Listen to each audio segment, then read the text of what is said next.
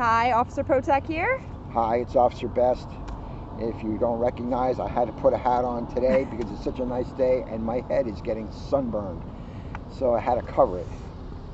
We're down here at Walnut Street and St. John Street to admire a lot of the artwork that Officer Potak has done. So hopefully we get a chance to show that to you at the end of our book. Today's book is The Berenstain Bears and the Truth. And that's no lie.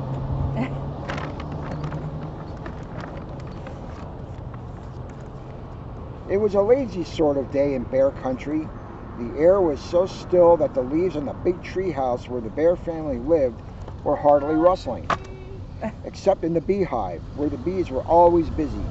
Nothing much seemed to be happening.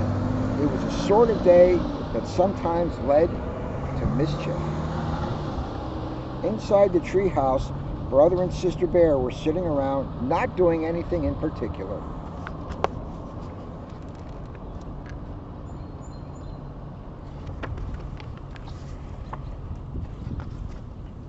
Brother was holding his soccer ball.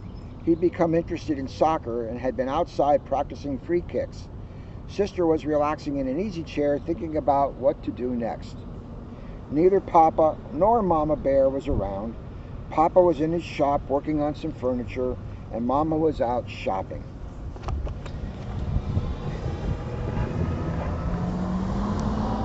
There's a lot of friends driving past today, so you might see us waving to people and smiling at people.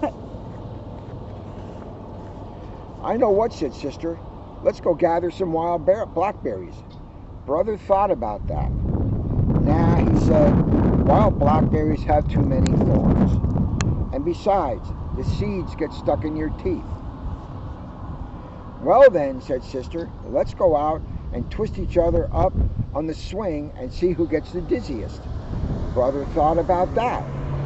No, he said, that's silly, and besides, we did that yesterday. Sister became irritated and impatient with her brother. I don't know what that's like because I'm an only child.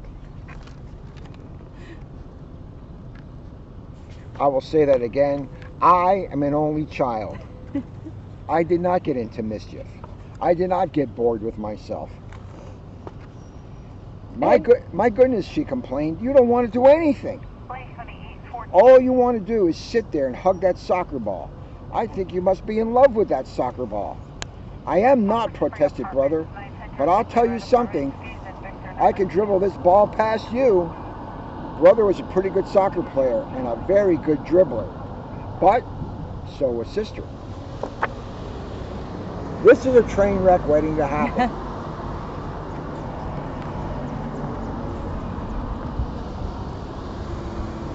Because although I'm an only child, I am a parent of 4. So I know when the train is about to derail.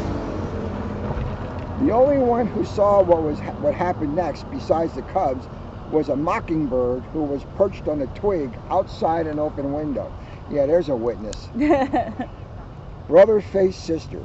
The ball was on the floor between them.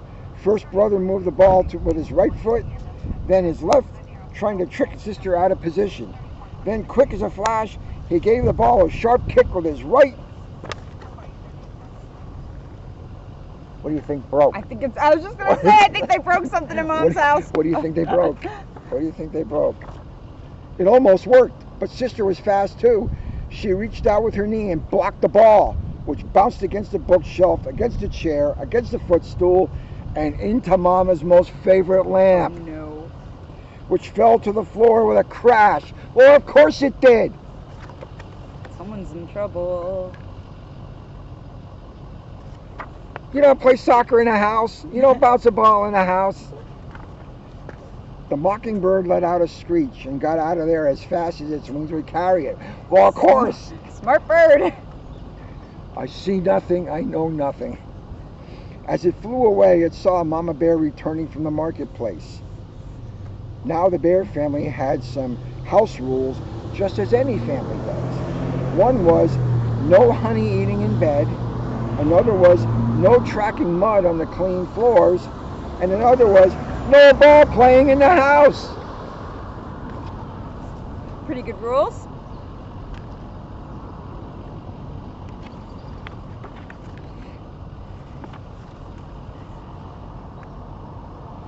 What to do? Brother looked at sister. Sister looked at brother. They both looked at the broken lamp, and they both listened in horror as Mama came up the front steps of the house. All brother had time to do before Mama came into the room was roll the ball behind Papa's chair. "My lamp," said Mama. "My best lamp. What happened? Tell me about it." The cubs looked into Mama's eyes, then at each other, and then they began to tell one of the biggest whoppers that has ever been told in bear country. A whopper is a lie. Not candy. Well, it's a whopper. That's candy, too. That's a good kind of whopper. "It was a bird," began brother. "Yes," added sister, "a big purple bird with yellow feet." "And green wingtips," added brother. "And a funny-looking red feather sticking out of its head," said sister with a finishing touch. As most lies do, the purple bird whopper got bigger and bigger and bigger. The cubs began to tell him the story of the big bird that flew in the window and broke the lamp. It was harder to tell the second time. For one thing, they couldn't quite remember how they had told it the first time. That's what happens when you lie. That's right. Keep your story straight. You can't keep your story straight. There's only one truth. "Yes," continued the cubs, "and it flew in that window, zoomed around the room, and knocked over the lamp." As Mama Bear was looking at the broken lamp with a sad expression on her face, Papa Bear came in from his shop.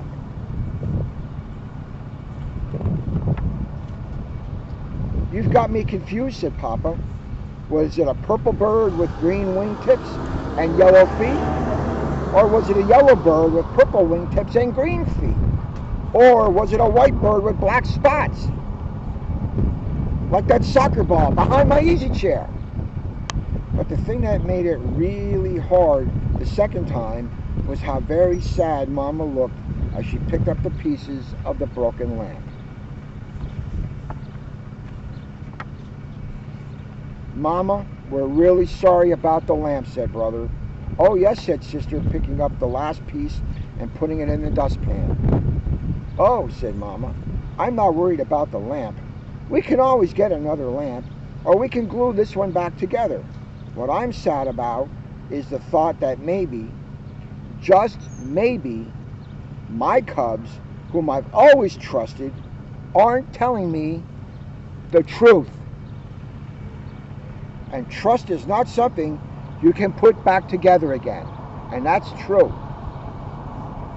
That it is. That is not a lie.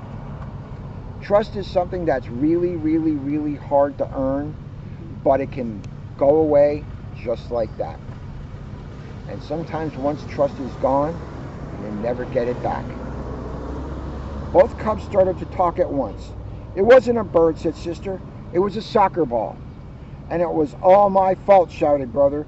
"It was just as much my fault," shouted sister. But they were both shouted down by the phone, which rang loudly.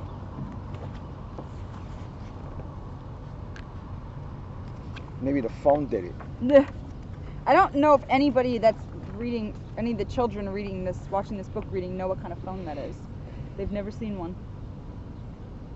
Like that one? That's true, yeah. That's a handheld phone from way Yes, back it in the is. 1920s. Yes, it is. It was Grizzly Gran, inviting the Bear family for a Sunday visit. "Hello, Gran," said Mama. "Oh, everything is just fine here in the treehouse. How's everything with you?"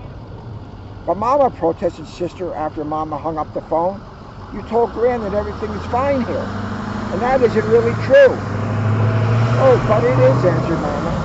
"We've got two fine cubs who just learned a very important lesson about telling the truth. And what could be finer than that? Now, let's help Papa glue the lamp back together again."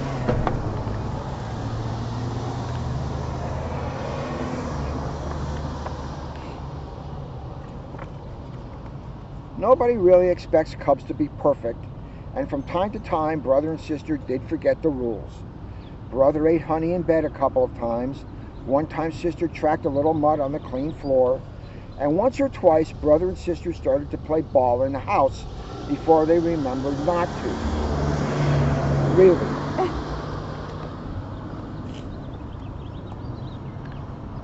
All that drama and they can't remember. You don't play ball in the house. But they never ever again told a whopper. Because trust is one thing you just can't put together once it's broken. That is correct.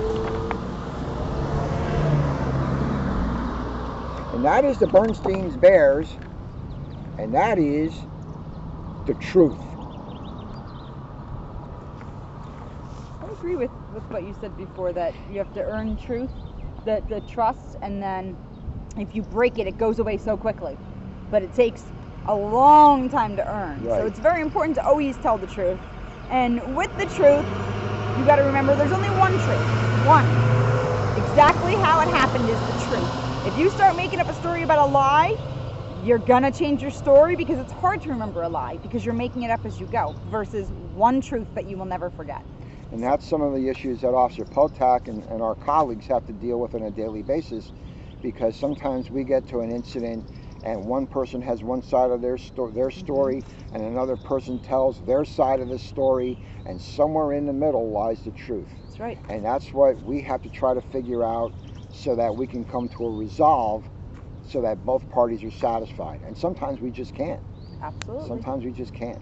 Right. So, well, it's a nice warm day today, isn't it? It is. I think we're getting some sunburn sitting out here. Absolutely. I know I am. That's why I had to put a hat on. My head's getting burned.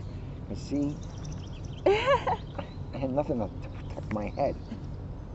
So what we're going to do is we're going to pause this for a minute, and we want to show you the nice chalk art that we're sitting behind. So stick with us for one moment. Pay close attention, because Officer Potak worked really hard and did a great job on this. All right, so here is our bridge where we have written, "Stay strong." Now, as you can see, it's written very big, and there are lots of hearts to go along with it. And this has been here since we went into the pandemic with COVID-19. So if you've been driving through Catasauqua, you've seen the same "Stay strong" since this happened. So we want to remind you guys, and to get out there. And there it is, chalk your walk. So we want you to get out there, we want you to stay strong, and we want you to chalk your walk. And again, this is at Walnut Street at the bottom of the park where it says "Stay strong."